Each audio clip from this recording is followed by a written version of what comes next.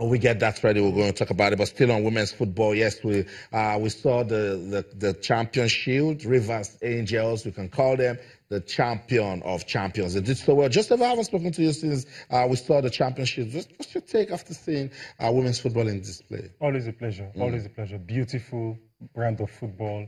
You know, the support base is growing.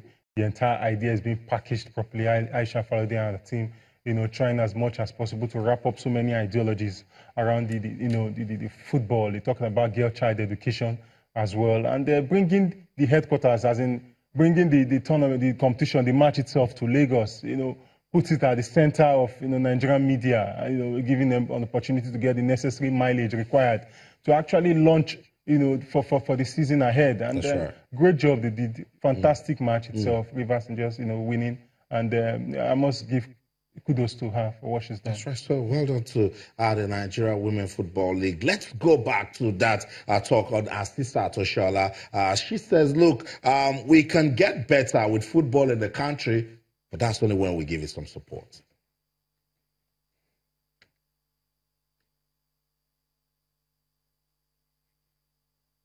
Okay.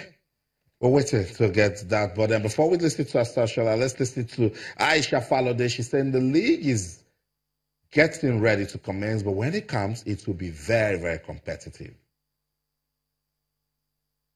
After seeing this, you can imagine the quality we are going to have in 2018 season.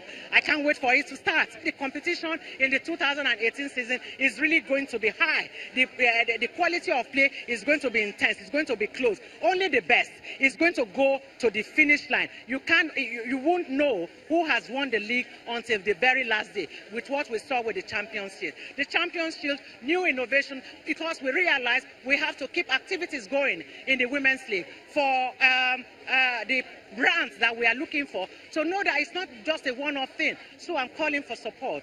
Come and support us in the Nigeria Women's Football League. So that's it, Aisha Falode. What a great job Aisha Falode and the team they're doing for women's football. And she's saying, look, again, it will only get better if we give it some more support. Yeah, absolutely. With what they've done last season, we expect this season to be a lot better. To be much better, in terms of coverage, in terms of, the number of factors required to make, the competition a success. I'm sure so many of the clubs are looking forward to this encounter this year, and looking forward to building on what we saw last year. And great. I just, each time I see her and her team, I know that this is a club, that this is a team that is really, going places. Because for them, it's not just playing football, it's about developing the girl child. And it's not just Aisha Falode and a team that has been preaching that Assistant Oshola is also a function of what it takes to develop the girl child. Let's listen to Assistant Oshola on the show. For me, to be honest, I think it's very good. Exciting time for women's football in Nigeria as a whole, and also creating this opportunity for the women's football in Nigeria. I think it's a very good one. To be honest with you, I think it's a very good one because it's really encouraging to have competitions like this.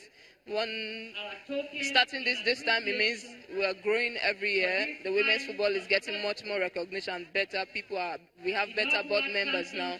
They're actually passionate about this job. To be honest with you, I think it's got in a very good position now. I mean, we just played the tournament. Even if the professional players didn't participate, we all have different things we're doing in our club side. So for me, we're really very excited, and we can't even wait for April to come. I finally got to hear from Assistant Oshola. I remember she played for Rivers Angels also, and she was there to dance with her teammates and say, guys, well done and congratulations. Post tonight on Channel TV. Let's go on this quick break. When we come back, we'll find out what's going on in the UEFA Champions League. Don't go anywhere. Stay.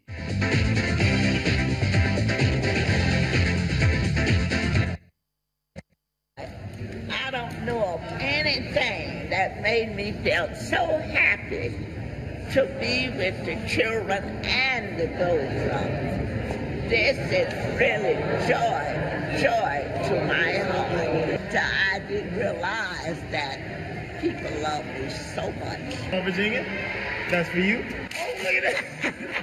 From Zeus and Swing. You're getting younger. for it. I feel it. I want you to talk. Yeah, there you go.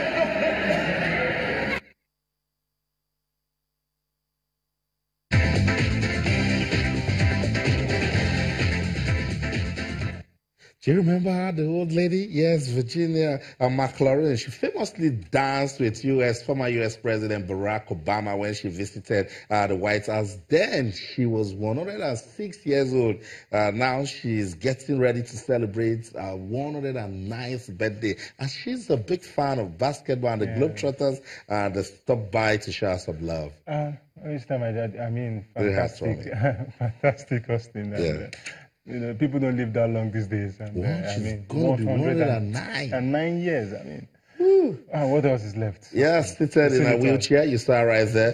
McLaurin spun basketballs on her fingers at 108. She could do that. Wow. I was treated to a rendition of Happy Birthday as sung by a group of elementary school children. That's it right there. Sports can actually be asked for me. Let's take a look at the UEFA Champions League now. Before we get into the live results, Neymar says, look, I'm really gutted. I'm not happy that PSG are out of the competition. The way they crashed out yesterday, I mean, if you look at the way Real Madrid played, they played very well because Neymar was not in the team. And, you know, he's not just a great player. Could it be because of that? No, the way they were very imposed, they imposed themselves very, very, you know, boldly on Paris Saint-Germain. And I'm sure they would not have done it if Neymar was in the team. You know, Neymar he's not just a great player, he's a magician. And all through the match yesterday, Paris Saint-Germain was predictable. You know, the attack was predictable. They missed a lot of, they created very, very few chances.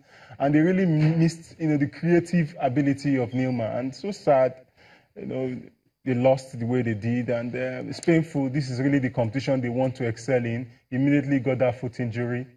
It was out. So that's it. Let's just take a quick look at live results from the UEFA Champions League. In that game between Manchester City and FC Basel, it's 1-1, Joseph. Tottenham, Juve, can you guess? Tottenham is taking the lead by a single goal. Wow, there's still a lot to play for. And Tottenham, really, with what they've done this season, with the way they took Real Madrid out at 3-1 at Wimbledon, and also going to, you know, to Estadio Bernabeu and getting a draw shows that they have what it takes to be able to excel in this competition. And Juve knows that they have their work cut out. They know that it's not going to be easy. They have to come out and score. They can't defend. You know, as it is now, they have to get a win or at least a 3-3 draw to be able to qualify. But it's not going to be easy. It's a tough tie. Tottenham believes now as it is, everything seems to be in their favor. So that's it. Live results coming from the UEFA Champions League. We'll continue to monitor, but just that's where the curtain falls. I must say thank you so much for stopping by. Always a delight to have you on the show. And of course, to you, wherever you're in the world watching Sports Tonight on Channels TV, there's still so much to talk about. The UEFA Champions League is still going on. Let's keep talking about it on Twitter, Channels_Sports, Facebook, Channels iFacebook. But for now, that's the show. On behalf of the team, I'm Austin Okonakpan. Let's do this again tomorrow. But until then, in everything you do, remember, keep talking sports. Bye for now.